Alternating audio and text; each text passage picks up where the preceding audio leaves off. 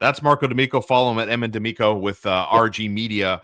When we look at the Montreal Canadiens prospects, right? I think we can find common ground there with Ivan Demidov as the number one prospect with the Montreal Canadiens, right? Currently at the NHL level. When we move down the list, I personally would have David Reinbacker slotted in right behind Demidov.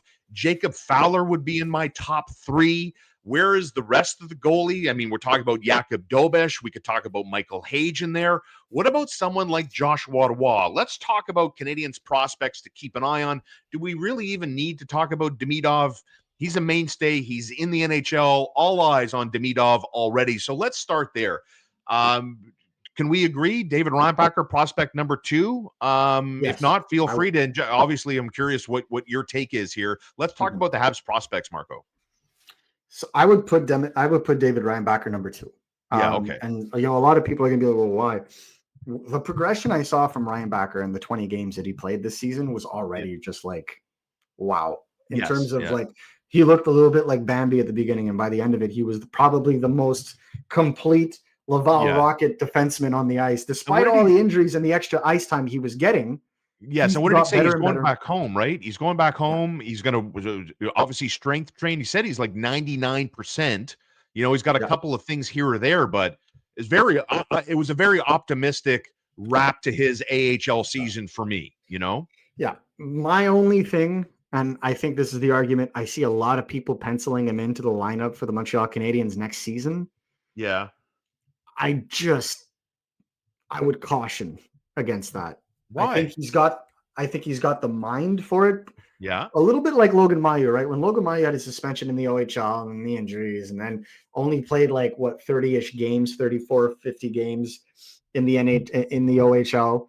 There's a lot of repetitions that you're missed out on that you really need to get to really hit that point. And I understand the Canadiens want to validate that 5th overall pick, but the kid did miss 6 months of action or 5 months of action, right? Yeah. You don't lose that. And last year wasn't the best year for development either. He looked good in the games he played in Laval, but again, was injured.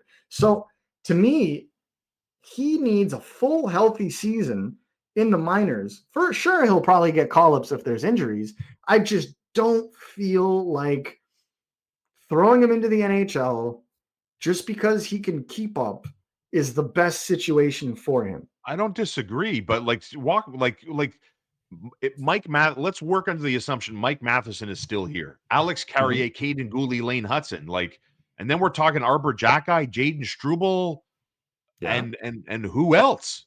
The Canadiens need multiple defensemen. Then, if what you're saying turns into the reality, which I don't strongly disagree with. I can't wait to see what the summer's going to do to David Reinbacher's body and his mind and everything else. But if we work under the assumption that maybe Marco's closer to the truth than I am, and that Reinbacher needs more seasoning, brother, they got multiple holes on that 6-man defensive unit to fill. Then, yeah, I mean, it's a little bit of both, right? To me, you got to be careful in that regard because he is a top 5 pick, right? You want to bring him to the NHL, okay, but the thing is, with the way that the Montreal Canadiens are constructed right now, I would rather see them sign a player on a short-term deal like a Nick Perbix that we talked about, and give Reinbacher some time to get eased into the third pair throughout the season. If he comes into Laval next year and he is good, if not great, in the first 20 to 30 games, call him up, no problem. But just to throw him into the NHL after what? He's got 35 games experience in the North AHL. American, correct? Yeah, that's not good in my honest opinion. You haven't given, and getting that playoff experience, in my opinion, was worth probably half a season's, if not more, in terms of experience, right? Because that's really where you want him to be effective, is in the playoffs in the North American setting. So that was really good for him. But he hasn't played, he doesn't know what the full season is, right? And I think even when he was playing in Switzerland, they didn't play to the same amount of games. 82 games is a big deal. Even 70-ish games in the AHL is a big deal. So you have to really be able to go through that, because if he doesn't, and he doesn't play those 70-ish games, in a season, he's going to hit a wall, right? Lane Yeah. Hudson said it. He hit a wall this season at one point because he was just gassed. And what happened? He had the benefit of the Four Nations to come and split up the season and give him a 2-week break. And then the Canadians went off to the races. Well, that break isn't always going to happen. This year, this upcoming season, it will because of the Olympics, right? But not always going to happen. So I would be cautious. I'm not saying it can't happen. I'm just saying for David Reinbacher to make the team, it's because the Canadians didn't bolster the right shot of their the right side of their defense. But his projected ceiling, like if they give the due diligence of his time, he's a can't miss top 4 player with the potential to be a number 2 if it really pans out. So that's what with that said, I see that as the second best prospect in the organization. So let's talk about like prospects that, in your opinion, my opinion, have taken steps forward. And I want to start with Jacob Fowler. Jacob Fowler is top 3 prospect currently with the Montreal Canadiens. And I can say that while also saying Jacob Fowler hasn't won a massive game, right? He finished his NCAA career and wanted to bring home a bean pot. Not so much. Gets involved in the AHL playoffs, looked good, right? And then gets into the Eastern Conference final in 3 tries. He replaces Caden Primo in back-to-back games. He starts game 4, an elimination game. And of course, Laval gets swept. The rest is history. How much growth has Jacob Fowler gone, in your opinion? I mean, are you impressed with his growth, or are you shrug shoulder emoji, or are you disappointed with Jacob Fowler's growth? Sorry about that. I was just answering a quick email. The way that I see Jacob Fowler is, it's kind of hard to evaluate him over the last 2 years because he played behind a star-studded team in both seasons, right? Yeah. BC, the Eagles were fantastic. Having Cutter Gauthier and Will Smith 2 years ago, and then keeping guys like Ryan Leonard and Gabe Perreault, and having James Haggins there this year, and they may get some nice reinforcements next year as well if the rumors out of the QMJHL are true. So you look at a prospect like him, and you're just like, he's exactly where he needs to be. I thought he showed some really good things for Montreal, for Laval, down the stretch and in the playoffs when he was given the reins. Obviously, the goalie carousel wasn't the most ideal in terms of helping him get a rhythm going. But in the games he did play, especially early on, I thought they were fantastic. And again, like getting him that kind of experience, I feel like it was great for him, and he'll be ready and hitting the ground running next year. I still see him as a top half number 1 goalie in the NHL moving forward. I think that's what he's going to be, like guy that's going to be in the top 15, top 10 of statistics in the league, a guy that you can win a cup with, as long as the rest of your team is built right. So that's the way I project him. And that's why he's considered one of the top 3 best goalie prospects in the NHL. Not currently in the NHL, I should say. And so for me, like an interesting guy to watch, and obviously all the potential in the world. Got to work on, I think the mental toughness is there, but I think he's got to continue to work on his body, continue to work on his explosiveness, because the mind and the combativeness, those are already NHL quality. What's your tandem in goal for Laval? Pop quiz, hotshot. Give me your 2 goaltenders in Laval in September of 2025 or October. Jacob Fowler, free agent acquisition. Okay. So Caden Primo, RFA. I think Caden Primo will either be included in a trade, I or agree. will simply not be qualified. Agreed. So if we move down the prospect list for a second, I have Michael Hage ahead of Joshua Roy. Joshua Roy is one of these, you see it and then you wonder about it. He's a frustrating prospect, but I still think he's a valuable prospect inside the top 10 of prospects. If we can be, modest, I suppose, without coming across as arrogant. Walk me through Michael Hage. Where's Michael Hage on the Canadiens prospect ladder for you? If we're going through picks 1, 2, and 3 here in terms of the Canadiens prospects, Demidov, Reinbacker, Fowler, is Michael Hage next? Yes. Okay. Yes, I think if Michael Hage played, for example, right, because he's playing in the Big Ten when he's playing with Michigan, which is a older, generally wiser league, right? Whereas the Hockey East or the ECAC, usually higher scoring leagues in the NCAA, and probably even more so this, next season. So Michael Hayes didn't have necessarily a lot of help. And it didn't have, I think there were maybe 2 or 3 drafted NHL players on that team, with him included. And so, like, not exactly the most ideal situation. And he still produced over a point per game, playing, I would say, a good quarter of the season injured. So to me, those are pretty good numbers in consequence. And I think his coming out party is going to come this upcoming season, 2025, 2026, because Michigan went and got some help. Yes. Right. You told us they would. Yeah. Yeah. And they may not be done yet. I'm not saying it's Gavin McKenna, as a lot of people have speculated. Penn I think State, he may Penn be State. going. He's going to Penn. Everyone thinks he's going to Penn State. Yeah, we'll see about that. But I think, going to get a guy like Malcolm Spence, who is Michael Hayes' good friend. They used to live down the street from each other. Oh, I think cool. they still do, in fact. So they're old friends. They know how to play together. Henry Muse, who's a Calgary pick from 2024, great offensive defenseman. They added some good pieces like a Jaden Perron, Carolina Hurricanes prospect. So they're adding guys, and then obviously you have Will Horkoff, who probably is son of former NHL player Horkoff, who is probably going to be a second round pick in this draft.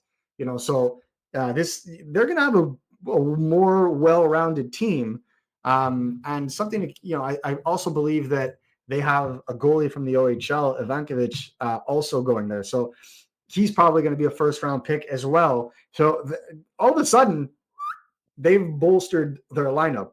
All that does is a guy like Michael Hayes, who is expected to be the top producing center on that team. Well, he's finally going to have a team to play around, especially on the power play. And one of the biggest critiques he made of himself is he didn't utilize his teammates as much as he wished he could. But a lot of that, more often than not, when you're on the ice, comes from confidence in them completing your plays as well, right? So he was doing a lot of it himself, which are some of the critiques that a player that he compares himself to, a guy like Jack Eichel, was privy to in the first little bit of his career, because he didn't think anybody could necessarily finish in Buffalo. He wasn't wrong. So it's the same kind of mentality where, you build a better team, you build trust in your teammates, you start exploring the creativity a little bit more. And it's something that a lot of players in junior and amateur leagues talk a lot about, is confidence in self, confidence in team. So I think a guy like Michael Hayes has the ability to become a top 6 player in the NHL. I really do. A lot of people will play it safe and say middle 6, because there is a chance on a championship team that he may slide down to third line. That, if you have a really good team, then why not? That's power to you. But, on an average NHL team, I'm thinking, he could very much be a top 6 player. The question simply is he going to be a center, or is he going to be a winger? And that is something that is completely up to him, and something that he has vowed to work on, because he would love to be a center at the NHL level. Given all those things, given his offensive ability, his skating ability, which we'll get to Joshua Roy about, I feel like he is the kind of player that could be an impact player for the Montreal Canadiens in a top 6 setting that could push pace.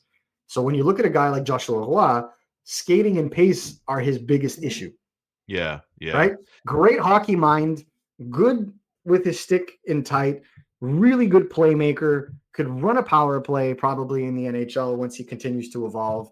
But kind of one of those guys that, if he doesn't round out his game defensively and he can't hold down a spot in a top 6, he's kind of in no man's land. Right. And I think that's the key, right? You need a very offensive third line for him to be worth something to your organization. Yeah. And I think there are a lot of. Go ahead. No, I want to end on a positive note on the prospect in the Canadiens family that has shown the most improvement. And for me, it's David Reinbacker, and it's not even close. Only because of where he was drafted, who management hopes he can be for this franchise, the injury, the fact that he returned ahead of schedule, the fact that when he did return and he was slowly incorporated, you would get opinions from Pascal Vincent, from the opposing coach, from his teammates, that when Reinbacker was on, he might have been the best defenseman on the ice. He is so important. And again, I'll bring this up. One of the first times Marco and I ever worked together was a David Reinbacker draft. And I remember at the time talking to Marco and like, this guy's fundamentals are supposed to be so good. I think he's going to be a fan favorite because he's going to be so quiet. He's going to be so detailed, and he's going to do the small things right that add up to big things. So when I look at the Reinbacker story, where it started, how it ended, this is the prospect to me that showed the most improvement. Do you have another name you want to, kind of break down the prospect that showed the most gains this year? My name is Adam Engstrom. Huh. Interesting. I think Adam Engstrom at this point in time, Adam Engstrom was a third round pick in 2022. I think he's worth much more now Yeah. to the Canadians and to any potentially acquisitional team is because he now demonstrates legitimate NHL potential. And when I say legitimate NHL potential, this is a guy that people went from having a shot to saying like he could play games in the NHL next year because of how he progressed. And you talk about Pascal Vincent's comments. Pascal Vincent said, "We as an organization still can't determine what his ceiling is because he just keeps breaking through every single level that we've given him." And that kind of play, because this is a kind of player that could skate himself out of trouble. And those kinds of defensemen do very, very well in the NHL. And he's not a small guy either, right? 6'2", Yeah. skates very well, very physical in the playoffs. Even though this is the first year in North America, it's like he's a guy that really bought in and grew as a defenseman. And by the end of it, him and Reinbacher looked like the two shining lights on that blue line in the playoffs, and it wasn't by chance. They are the ones that continued to take steps as they were continuously utilized, and their ice time kept going up and up and up and up. But everyone expects that from a Right. David Reinbacher. No one saw it coming necessarily the day that Engstrom was drafted. Everybody was like, "What?" But now you have a guy who, in my honest opinion, is one of the Canadians' most valuable trade chips, one of their likeliest players to surprise next year and potentially earn a call up if there are injuries.